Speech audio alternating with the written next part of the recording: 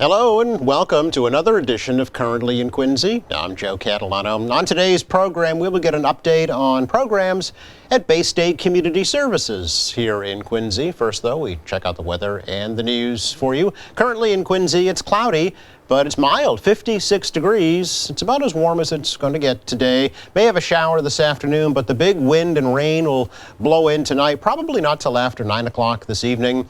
It'll be gusting for a while. There is a wind advisory in effect for this evening with lows dipping into the mid-30s, but it'll all clear out for tomorrow. It'll leave us with sunshine. It'll be cooler. Highs tomorrow only in the mid-40s, maybe a mixed mess of some snow and rain here. On Wednesday, no accumulation. A high Wednesday, about 42 degrees, and a mix of clouds and sun. A little warmer again on Thursday, the high of 51. Again, cloudy, 56 in Quincy right now.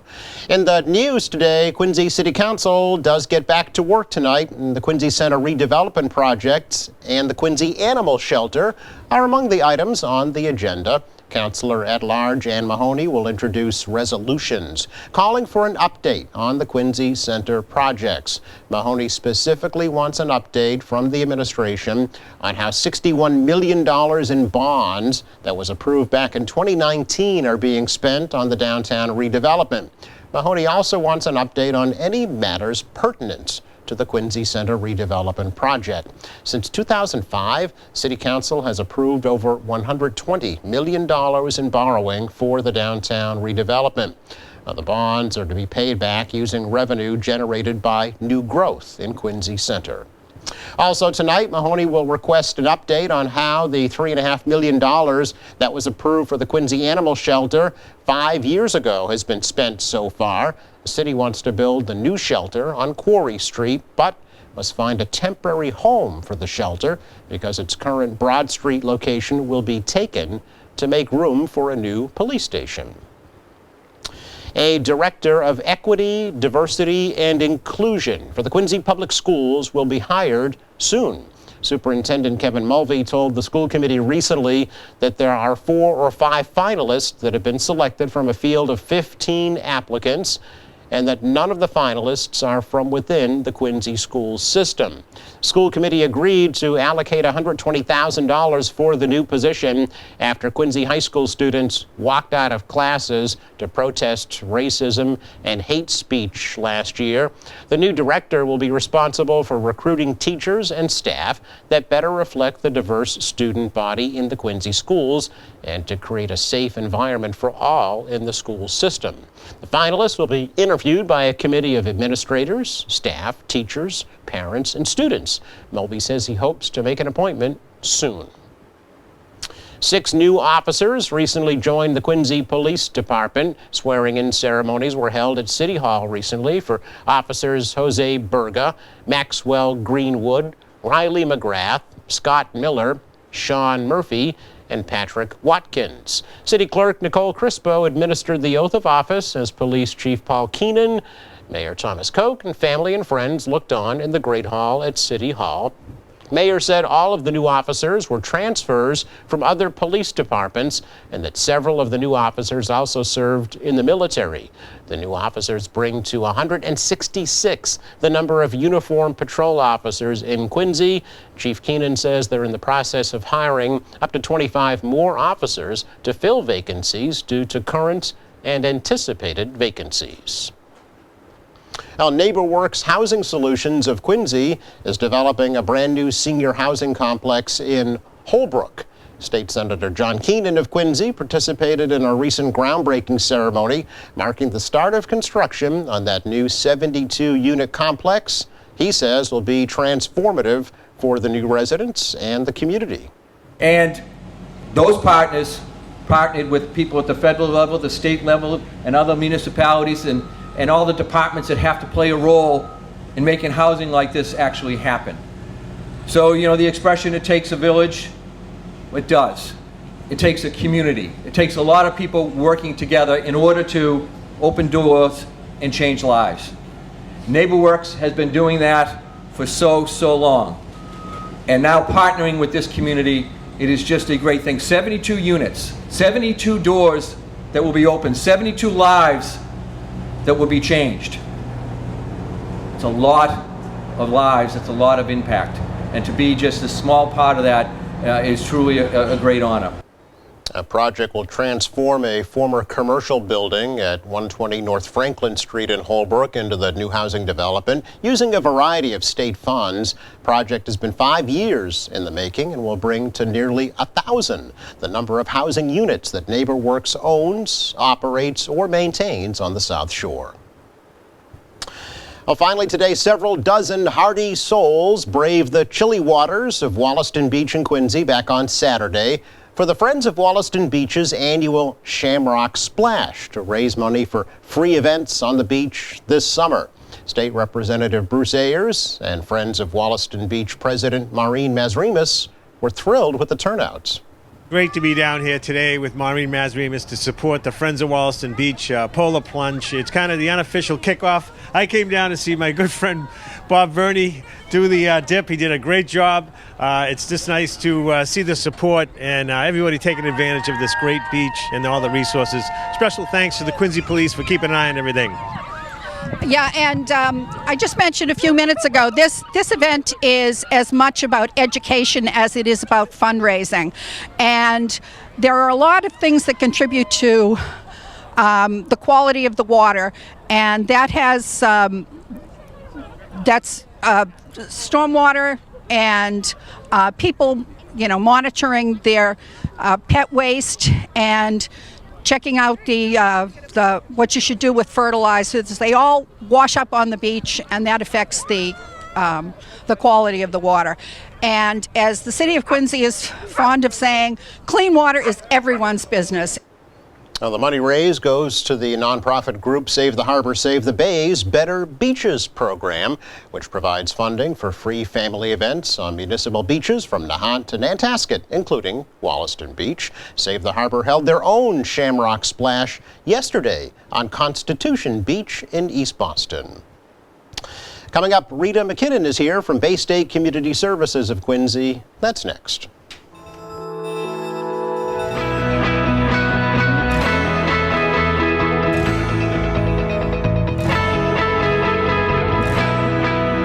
Welcome back. Really happy to bring you an update from the good folks of Bay State Community Services here in Quincy. For us old folks, it's the old JFK Health Center on Hancock Street in Quincy Center. And Rita McKinnon, the Vice President of Compliance, has stopped by our studios to tell us all about it. Hi, Rita. Nice to see you. Hi. Thank you so much for having me today. Pleasure to have you. We've had a great relationship with Bay State for a very long time, going way back to the days of Alejandro Rivera. Yes, who's since retired. Yep. But the organization itself has been in existence for what, over 30 years now? Yeah, so we actually were founded in the early 90s, and it was a merger of 5 local nonprofits, all who had been in existence since the 70s. Right. So a great history in the community. Yeah. Talk a little bit, if you can, about Bay State's mission, its goal, kind of its purpose, and some of the programs that are offered. Sure. So Bay State's a nonprofit, and our mission is really about empowering and partnering. So we're really looking to support individuals, families, to sustain change, and we have a continuum of services and care that can, I think, really help support folks do just that. So we have traditional outpatient counseling, we have psychiatry, but we also have a lot of new innovative programs. So we have a lot of peer support programs. We have a recovery center here in Quincy. We also have a Quincy Family Resource Center. So just a continuum of care that can really wrap around folks and their families and really help them to get their needs met. How has that mission been impacted by the pandemic, Rita, over the past couple of years? Yeah. Can you believe we're still talking about this I know. 2 years later? It has been a challenge. I think what we've all seen is a huge increase in anxiety, a huge increase in substance use, but people are struggling. Food insecurities, housing insecurities, access to resources. Bay State's really proud that through the entire pandemic, we never shut down. We never stopped services. We pivoted. They looked a little different. We offer telehealth now, which has been an amazing addition to sort of the way that we're able to deliver care. But we really wanted to make sure that when people were at their most vulnerable, we were able to be there with them and support them. But it's been a challenge. It's been a challenge for everyone. Certainly, yeah. How do folks access your services? How do you kind of get in touch with your clients, or they get in touch with you? How does that happen? Sure. So, I certainly encourage everyone to visit our website because there's a lot of information on there for accessing care. But one of the things that's unique about our outpatient services here in Quincy is we have a walk-in intake. So what that means is that any day, Monday through Friday, between the hours of 9 and 11:30, people can just come to our main office in Quincy. We're at 1120 Hancock Street. They can walk in the front door and get set up with care that day. And we have a broad range of service providers and options for treatment. So if someone's not ready for sort of traditional counseling, that's okay. There's still folks that can meet with them and go through what their situation is and how we might be able to help them. Okay, so you say anybody, really it's not limited to income guidelines? No, or? literally anyone. Okay. So Baystate is a health safety organization. So we offer services to those who have insurance, but also to those who don't have insurance. Okay. And so there's a lot of options for people. And I think especially with the pandemic and challenges, a lot of people have lost insurance or have had lapses in coverage. That does not prevent anyone from being able to get care, Okay. which I think is really important and really needed right now. Yeah, and is it just Quincy residents or is it the South Nope, Shore? there's no regional requirement Okay. or limitations on there. So literally anyone can come to our main office and at the very least can sit down with someone and find out what services might be beneficial to them Yeah. and really help explore that. And is the counseling done right there at the center? So it can be. Okay. Like as I mentioned, with the pandemic, we do offer telehealth Right, now. So right, that's yeah. also an option for folks that never used to be. But I think we've really found that we've been able to reach a number of folks that otherwise we weren't able to capture as effectively. So people can do counseling right on site at the 1120 Hancock location or through telehealth, depending on the situation. Okay, and is there a limit to the amount of services someone can utilize at Baystate, Rita? So there's not. No, okay. And for folks that are using insurances for their treatment, there may be some limitations or guidelines around that. Right, yeah. But what's great about Baystate is, again, we have a lot of complementary services. So Okay. it's not unique for someone to be receiving outpatient services who's also a member of our recovery support center and who may have initially accessed treatment through our family resource center. So Okay. we really encourage people to use as many services as they need to really get the help and the support that they need right now. Curious about the Family Resource Center. That's relatively new, is it not? So it's been around for a while. Okay. It is such an amazing addition to the Baystate umbrella. So the Family Resource Center is open to anyone. It's a drop-in. You don't need to have an appointment. Okay. They're certainly encouraged, but not needed. And they're really looking at connecting people to different types of services.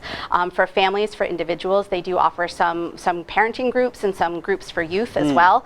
But it's really about resource delivery. They have amazing events throughout the year. They do a holiday toy drive. They do a backpack drive, but really looking at supporting the community at large and helping folks get connected. And so many times people walk in there and say, I need help with X, Y, and Z, and I don't even know where to start. And it's the perfect place to start Okay. because they're there and ready to support. Yeah. Do you work at all with the public schools in the area? We do. We collaborate very closely with the public schools, Okay. providing both resources and training, but also for referrals for kids that may be struggling within their school system. Yeah. So they're a great partner. This is what I'm thinking. A lot of times a problem will first manifest itself in the children, right? And Absolutely. And the teacher or a guardian may be the first one to notice that and not know where to turn. So do you work with teachers to kind of say, hey, we're here, here's what we offer if you have somebody you think might benefit? Yep, definitely. And folks from the Family Resource Center often do in-service trainings and provide information to all of the staff at the school so that they understand if they are seeing a certain set of behaviors or someone struggling that Right. there's help, there's resources there. And at the very least to make that referral and have the family or the youth come in and then we can sort of take it from there and really assess what they may need right now. Yeah. Tell me about your counselors, about the staff at Yeah. Baystate, because I mean they're the heart and soul of it. They right? are, and they're amazing. So we have a multidisciplinary team, which means we have licensed social workers, licensed clinicians. We also have nurses on staff, psychiatrists, peers, recovery coaches. So really kind of all walks, all angles. I think we all know that there is absolutely a mind-body connection.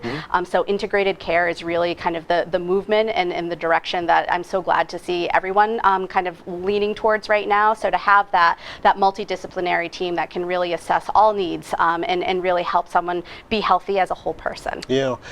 Are you being impacted by, the quote-unquote great resignation? We've seen so many in healthcare, kind of change paths and redirect their careers. You know, it's been a challenge for Yeah, everyone, yeah. certainly. But you know, I think what's great is that people want to help people still. You know, and I think what we've all seen through the pandemic is that people are struggling, and people want to make a difference and feel like they're at a place where they can make a difference. So, you know, staffing struggles will always be there, Right, and challenges yeah. will be there. But you know, we have an amazing team of folks that are just so passionate about the work that they're doing. We're very, very fortunate. Do you need more? Do you need help, Rita? Always, yes, please. Consider this a recruiting Absolutely. announcement. Yeah, no, we are always looking for people to Sure. come join our team and work with us. And you know, again, because we have folks kind of from all different sort of areas and walks of life, you know, there's always a place that we can find someone. Yeah, I'm thinking too now with the remote option with telehealth, you know, even a counselor might not have to come to the actual physical building, right? Right. Yeah. No. And that's been a huge change and flexibility as well for folks to have, you know, different types of schedules. And so, you know, the pandemic has been a struggle, but I think it's really all challenged us to think about, you know, how can we do our work better, and have really tried to meet that need. Yeah. Is there emotional support for your counselors? I mean, they of course are impacted hearing these human tragedies just like anybody else. They need an outlet too, right? Absolutely, Yeah. absolutely. You know, and one of the things I love most about Bay State is the support. Yeah. I've been with Bay State since 2006, Okay. and so it's the longevity of the folks that have been there that want to care and support for the staff, because without taking care of the staff can't help support others. You know, Exactly, yeah. it's so we do offer a lot of support, a lot of you know, guidance and just space to process. And you know, some chocolate chip cookies and ice cream every once in a while doesn't help either. Sure. Now, hopefully, you know, emerging from the pandemic, you are, I'm assuming, open now to the public? Absolutely. Okay. Yep, we are still open. We have been. Okay. So, you know, the walk-in hours that I spoke of, those are active and current. We have a lot of great groups that are running currently, both in person and virtual. Okay. So really all of our services are very much open and there to meet the needs of the community. Okay. Talk a little bit, if you can, about the funding sources for Bay State. Sure. So, you know, Bay State is really fortunate to work with a lot of states or a lot of state-funded programs. So we have grants from the Department of Public Health, the Department of Mental Health. We work with the Office of Community Corrections. We also have funding from SAMHSA, which is obviously federal.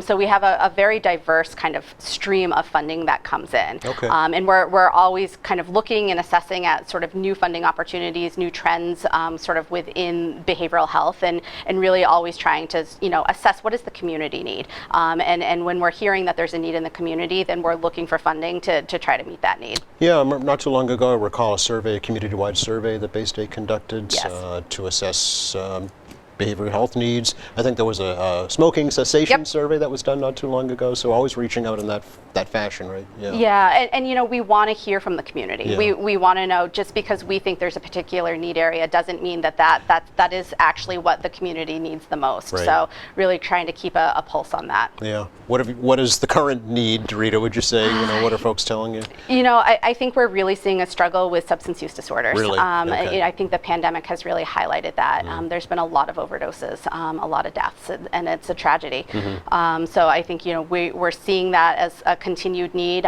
We offer or we host the Recovery Support Center, a New Way Recovery Support Center in Quincy. Which Over is on Quincy Ave, right? Yeah. Exactly. It's a drop-in center, 100% pure lead, and that has really been a lifeline for a lot of folks, especially through the pandemic. Also, never shut down. Right. And so, you know, really having a place to go to find resources, but also to have other people that understand exactly where you're at and provide you that support in that moment. Yeah, I So- was actually there a couple of years ago when the governor came to Yes. announce some state grant funding, and some of the folks who came through the program told their success stories. Yeah. Quite heartwarming it's moving. to see the results, yeah, because it affects not only them, but their families, their Absolutely. children, you know, their parents, their whole support staff around them as well.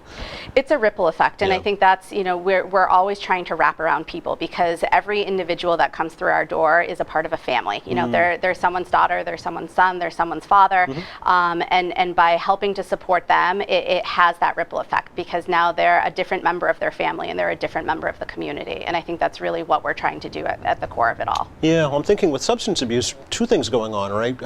First of all, the stress of the pandemic and the fact that folks couldn't get the counseling and treatment that they needed because of it, but also unfortunately, new clients, if you will, that have become addicted because of the pandemic, right? Yeah, it's been a really, really unfortunate kind of domino effect there. And, you know, there's a lot of stress, there's a lot of anxiety, there's a lot of depression. People were isolated for, you know, almost 2 years, and that does not do good things for one's mental health. And often substances are what someone reaches to. And certainly, you know, being stuck in the pandemic and stuck in isolation was a challenge for a lot of folks. I think one of the last events that Bay State had was, wasn't there like a food truck festival or something at the New Way Recovery Center? Yeah. Hopefully now we can have other events. Anything planned? You know, we're working on kind of the upcoming calendar now that things are starting to open up again. So definitely encourage folks to check out the website.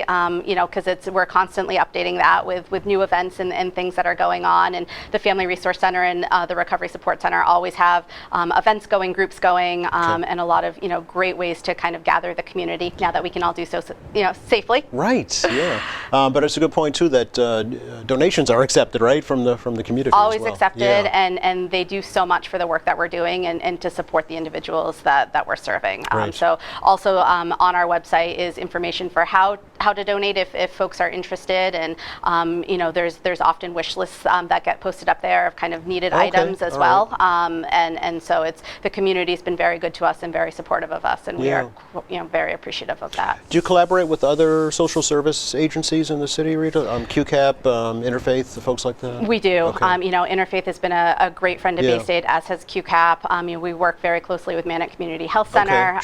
You know, Quarry. So there's a lot of partnership, and I think that allows us. You know, we obviously have a number of services and supports that we can provide to people, but we want to make sure that if there are other needs that they have, that we can get them connected to the right folks. And so we do collaborate really closely with our partners here in Quincy. And again, everyone has been so supportive and so good to us through the years. We're very fortunate.